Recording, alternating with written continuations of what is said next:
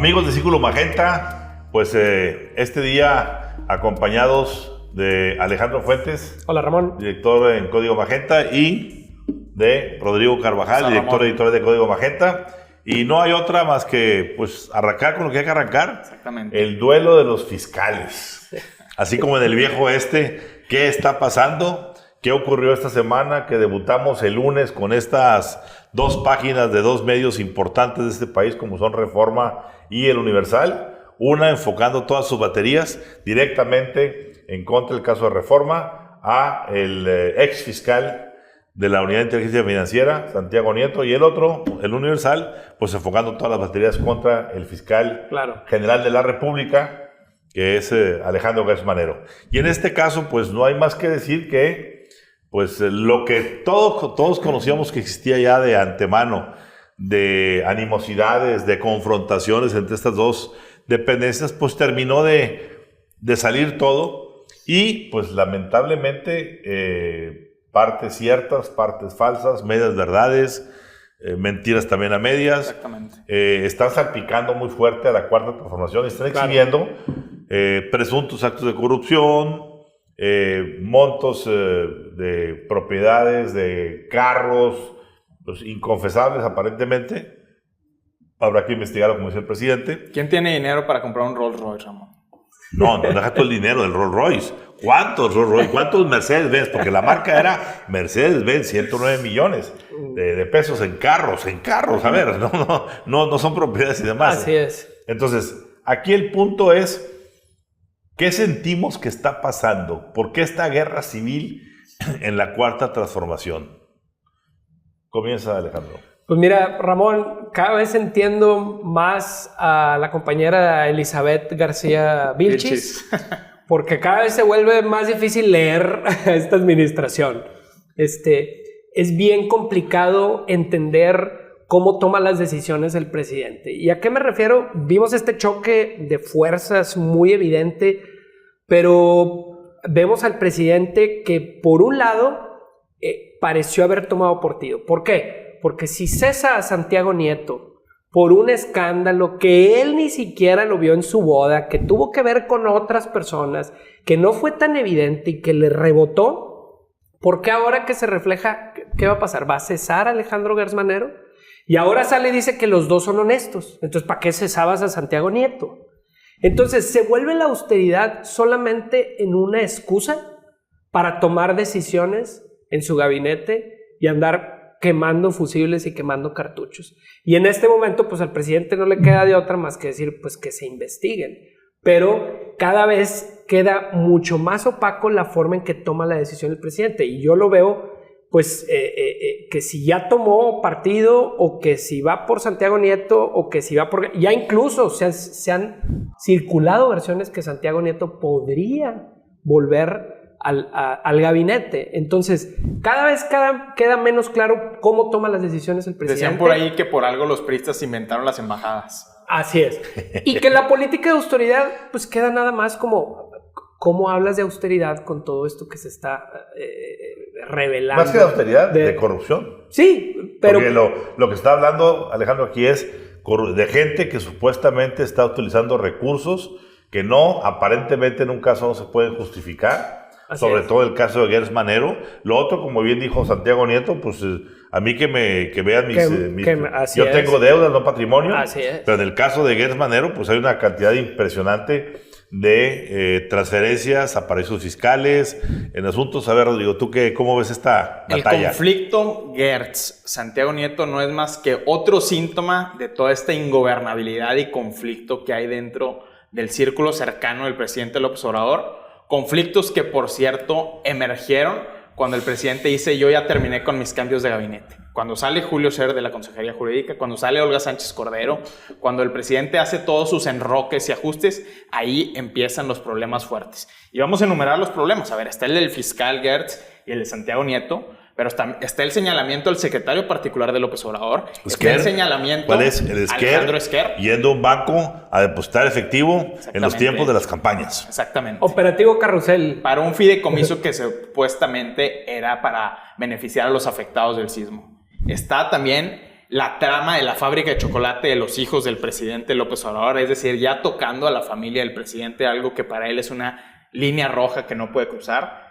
Está el tema de Ricardo Monreal, que no acude al tercer informe de gobierno del presidente López Obrador y que un día sí y otro también reta públicamente a la administración y a la línea política del presidente. Está el tema de investigación dentro de Morena a la gestión de Jacob Polensky por esta compra irregular de bienes inmuebles. Recordemos la presidenta de Morena, que estaba en momentos en que fue electo el López Obrador presidente de México. Ahora enfrentada con las fuerzas y estos son los de conflictos anteriores a la definición de candidaturas estatales, donde ya se avecina que va a venir problemas en la definición de candidatos en Oaxaca, donde ya Salomón Jara y Susana Art están enfrentados públicamente, donde va a haber problemas también en Tamaulipas, donde el caso de Sergio Carmona está manchado a prácticamente todos los candidatos. Entonces, vienen días terribles para la 4T. Hablando específicamente del caso de Gertz Manero y Santiago Nieto, hay una diferencia fundamental entre ellos dos, que Santiago Nieto ya no está en el gobierno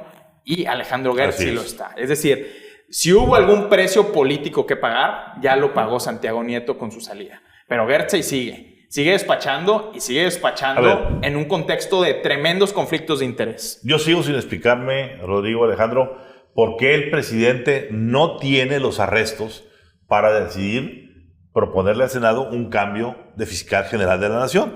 Porque, a ver, entendamos, siempre ha sido admirado Gertz Manero por ser un personaje importante dentro del mundo jurídico, judicial, en el país, en las diferentes instancias que ha tenido. Sí. Sin embargo, por la razón que sea, se le acumularon todos estos conflictos de interés familiares, la Universidad de las Américas, las transferencias, la ineficiencia para estar ahorita en el día, en la semana ya entrando casi a la quincena de diciembre, sin poder cerrar el famoso caso de Emilio Lozoya, que habían dicho que para el 3 de diciembre estaría ya completamente si alguien compró la que ahora parece falsa historia de Emilio Lozoya o el falso testimonio de Emilio Lozoya, fue Alejandro Gertz Manero y no Santiago Nieto. Así es. Hoy, el que compra la historia sigue estando ahí en el despachando desde la Fiscalía General de la República. Y si algo presume el presidente es que en sus sexenios sí se persigue a los corruptos y sí iba a tener un efecto. Sin embargo, con Santiago Nieto fuera y con Gertz Manero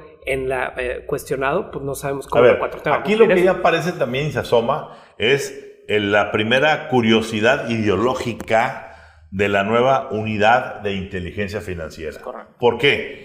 Porque en estas dos filtraciones, en la filtración que se da a Reforma y en la que se da Universal, la de Reforma es un recuento de los daños que al instante Santiago Nieto sale a ponerle cara y decir, chequen mis cuentas. Que era información que ya era pública. Así es, ahí está pública y lo que tengo no es patrimonio, son deudas.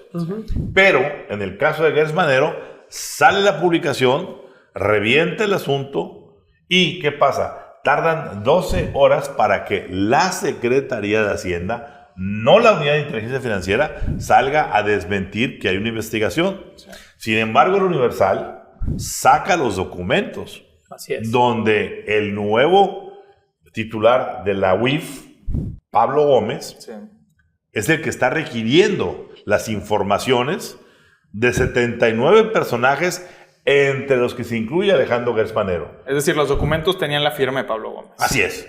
Entonces, ¿por qué Pablo no sale a desmentir? Claro. ¿Y por qué tiene que salir Hacienda? Entendemos que la UIF defiende de Hacienda, pero en todo caso la UIF debería decir, ¿esos documentos son falsos? Si fuesen falsos. Exactamente. Que yo en lo particular no lo creo. Y aquí, en esta trama, veamos muy claramente lo que ha pasado. En el caso de la filtración de la boda, un elemento importantísimo para filtrar los $35,000 que el director de un medio llevaba para en el avión. ¿En el avión? Que supuestamente no se había declarado. Sí los había declarado de México y debió haberse dado el parte acá, ya se aclaró eso. Y segundo, el asunto de que una funcionaria del gobierno del DF, como fue la Secretaría de Turismo, haya dejado abandonada la Fórmula 1 y se ha ido a la boda. El tema es quién se enteró que iba ese dinero. Y qué personajes, y a quién detuvieron, y quién filtró en aquella boda. Pues bueno, todos los caminos apuntan a que fue Gertz Manero. Entonces, todo esto, repito, se escribe en esta pugna dinámica tan intensa que se da y que, en mi particular opinión, yo creo que vamos a vivir todavía días muy aciagos con estos temas, porque va a ser un duelo de cuchillos largos entre las dos fiscalías. Y hay un problema político para el presidente López Obrador, porque él insiste que ya terminó de hacer cambios. Es decir, para él ya no hay fusibles que cambiar. Y eso lo va a limitar de muchas maneras para resolver todo este tipo de conflictos. Y cómo la justicia, entre comillas, se va a convertir en la principal herramienta electoral en los próximos años. Sin ninguna duda. Y ahí estamos viendo cómo se la están peleando los grupos, porque ahí se van a tumbar candidaturas, poner candidaturas. A ver, y ahí está el problema esencial, porque si vemos uno de los conflictos de interés de Gertz Manero, que es su presunta relación con dinero en paraísos fiscales y con operaciones de una inmobiliaria que tiene con su yerno, el representante legal de la compañía que estaría investigando la unidad de inteligencia financiera es nada más y nada menos que Juan Ramos López, el actual titular del ASEIDO. Es decir, está completamente comprometida la Fiscalía General de la República. Así es. Pues veremos pronto nuevas noticias. Yo creo que no se acabará de enfriar este comentario cuando ya vengan nuevos capítulos de esta telenovela que va a ser una de las más violentas del sexenio. Así